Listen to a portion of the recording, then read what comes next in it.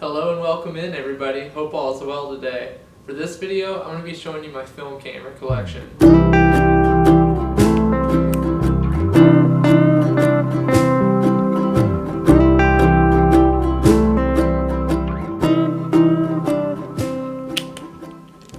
So before we get into this video fully, I just want to say that none of these cameras are any cameras that I would say aren't readily available or affordable for most people. Something I kind of pride myself on with my film photography and just photography in general is that I don't use the best gear you can buy. I don't have insanely expensive cameras. I have pretty just like basic equipment. I think if you're someone that has never really been able to purchase like a camera like over $1,000. Let's just throw a number out there.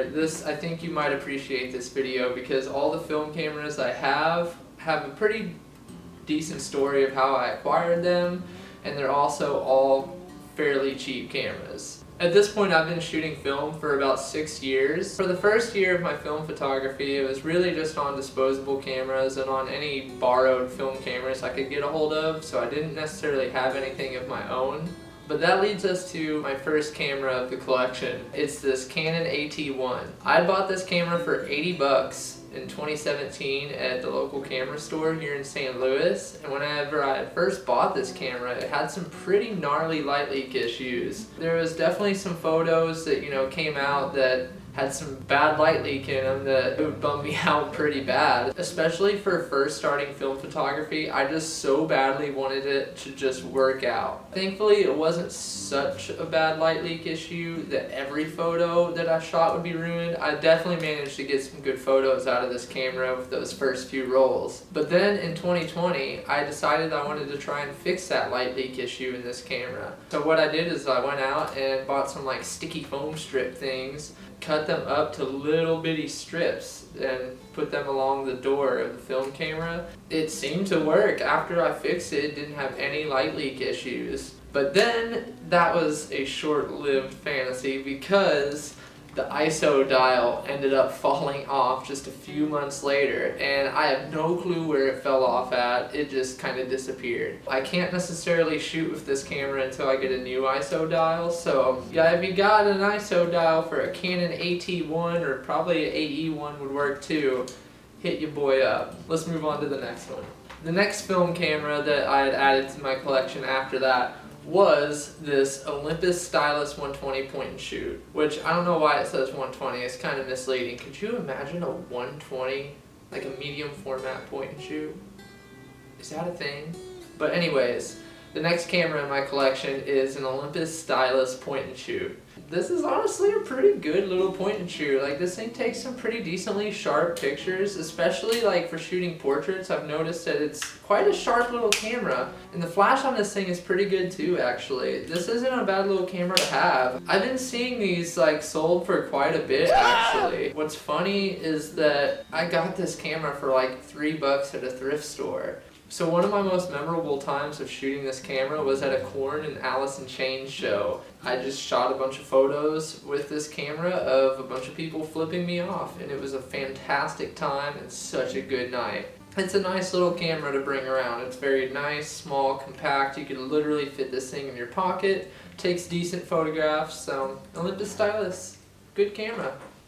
So for my next camera in my collection is this, and this is a Canon Rebel X. So this camera is the next one in my collection, and the one I had acquired after the Olympus. And this was gifted to me from my grandpa back in like 2018, something like that, I'm pretty sure. I had used this camera a lot that year, actually. I didn't realize how much I had shot with this until I've been recently going back through a bunch of old negatives and seeing that I used this camera so much. Nothing wrong with this thing. I can still use it, and quite honestly, I've been kind of wondering why I haven't been. I don't really know much about these cameras other than just what I can say about my personal use with it, but I want to say, if anything, I think this is one of the first Canon Rebels. Correct me if I'm wrong, I really don't know. Yeah, it shoots 35mm film, and the most amazing thing about this camera, it has a Canon EF lens mount, so I can put all of my digital lenses onto this camera. I've used my fisheye on this thing and shot skate photos. I've put my wide angle on this and shot at concerts. It's really cool to get to like put my digital lenses on a film camera.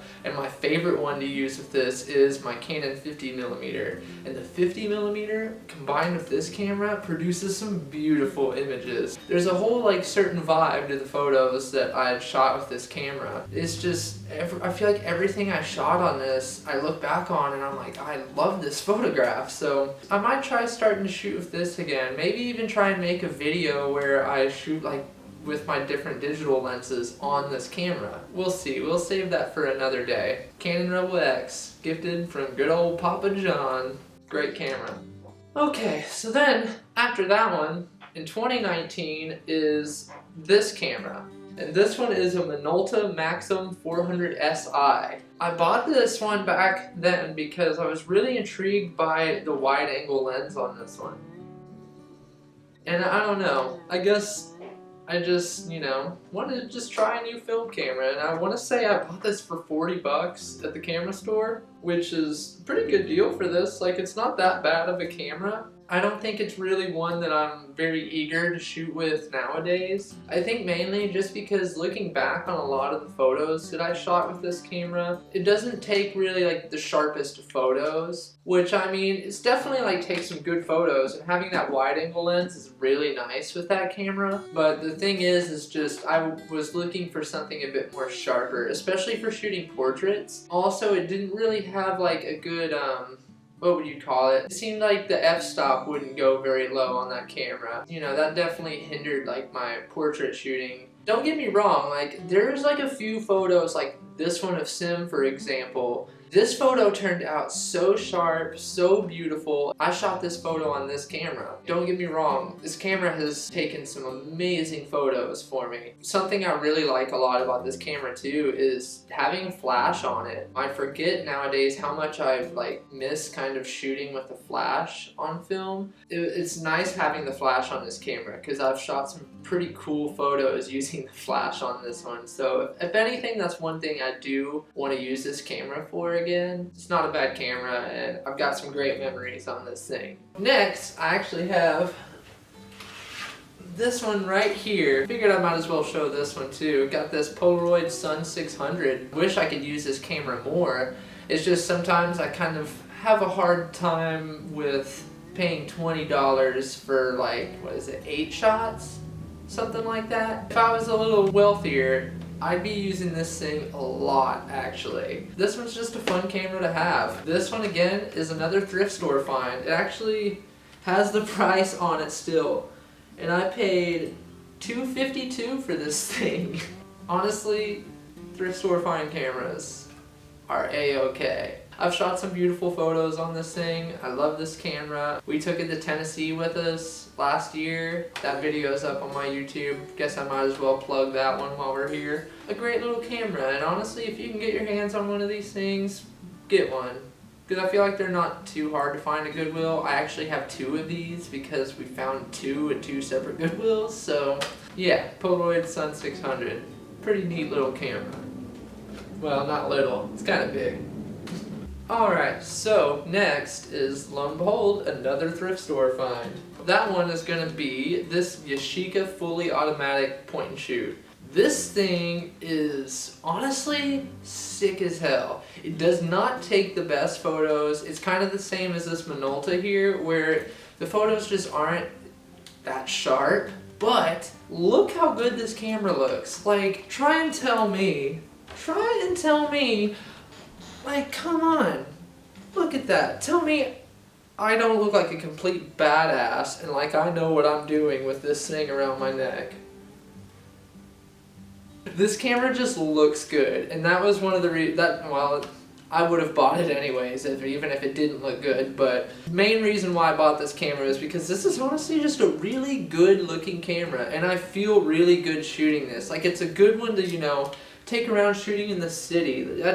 I don't know, this camera is a really good looking camera and I like it a lot. I think this one might have been like upwards of like $7 at a thrift store. Another camera that I got for really cheap. And since we're on the subject of point and shoots, I'll go ahead and get our last point and shoot out of the way here. And this is the last point and shoot I have to show for this video, and this is an Olympus Infinity.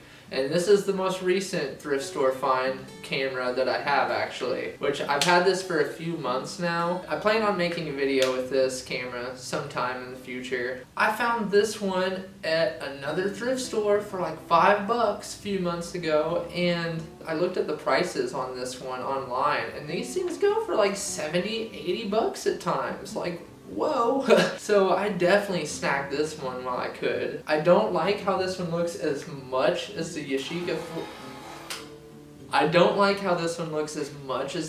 fully automatic, but this is still a pretty good looking camera. It's another one that just feels good having around your neck. It's good to, you know, take around the city with you, take around wherever, and it doesn't really get in your way much. You can put it in your pocket. It's a great camera, and for $5 at a thrift store, you can't really go wrong with that, now can you?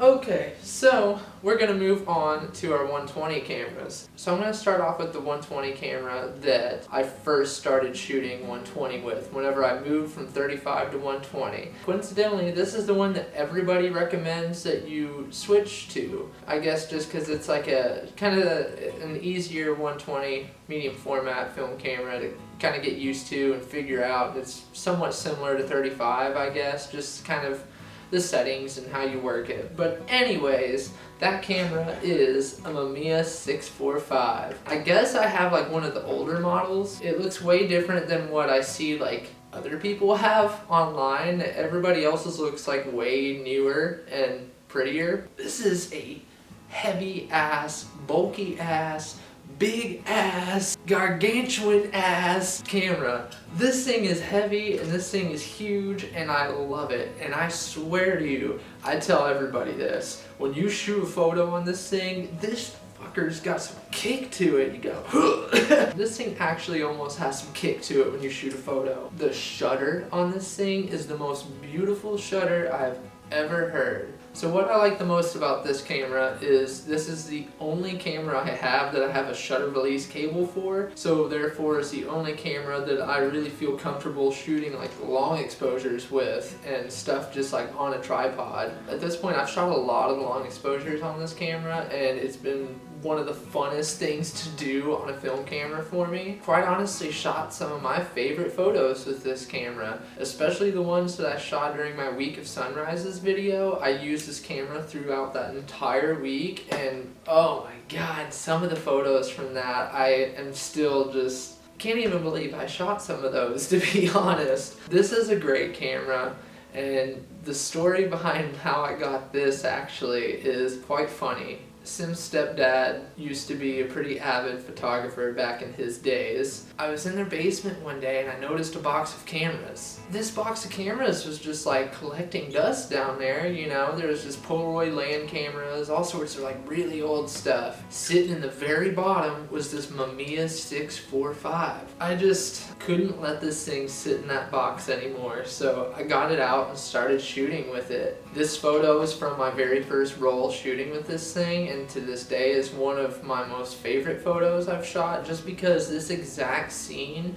is something that I've been really wanting to shoot for a long time. This barn, but also with snow on the ground and just at that perfect point of sunset where it says like that perfect gradient of like pink, purple, blue. For the first, you know, roll shooting on 120, this is what I got. Like I knew like, oh, this is go time, this is it. And the first time seeing like medium format photos compared to 35mm is absolutely mind-blowing. I still get so stoked on just seeing medium format photos just because I'm so amazed at the quality of them. But yeah, the Mamiya 645, love this camera.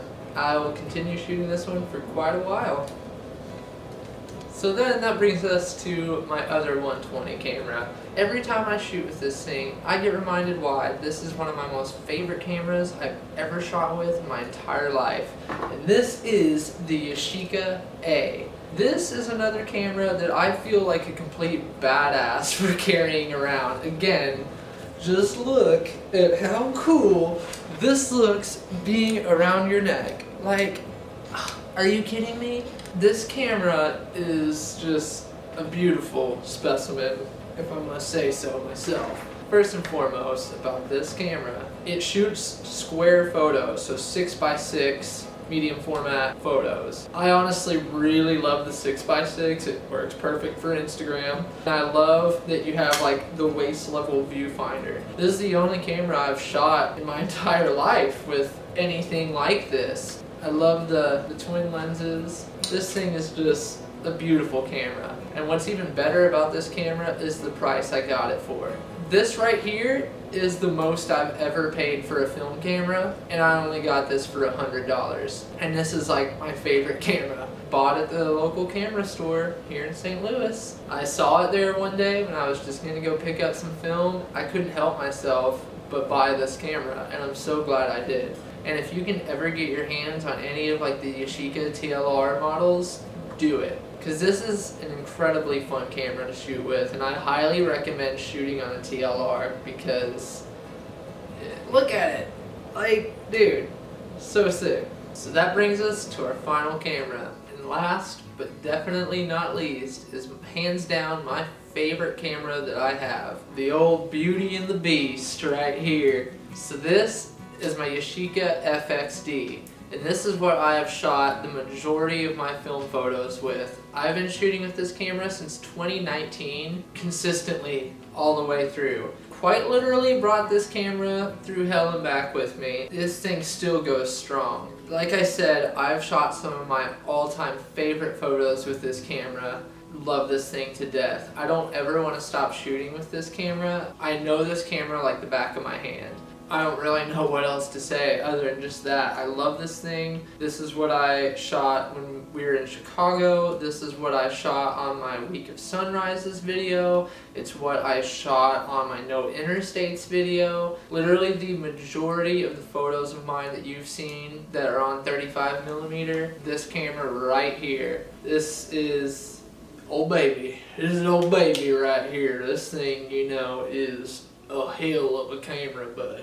And actually this photo right here I just sent into a photo contest by Whalebone magazine. They were doing a photo contest where like one of the judges was Lativa Jefferson, and it's like sponsored by Kodak. So I sent in this photo for this contest, and I mean they're announcing the winners in April. I'm definitely not expecting anything, just an extra little thing is I sent this photo into a contest, and it was shot on the Yashica FXD. That's gonna bring us to the end of our video. That is all my film cameras I have. Actually, I have one more, but that one's kind of a surprise for a future video when I can afford it.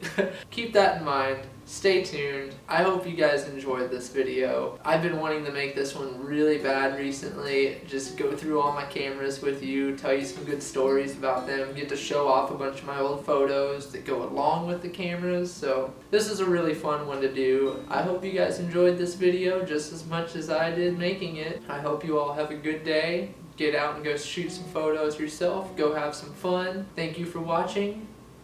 Peace out.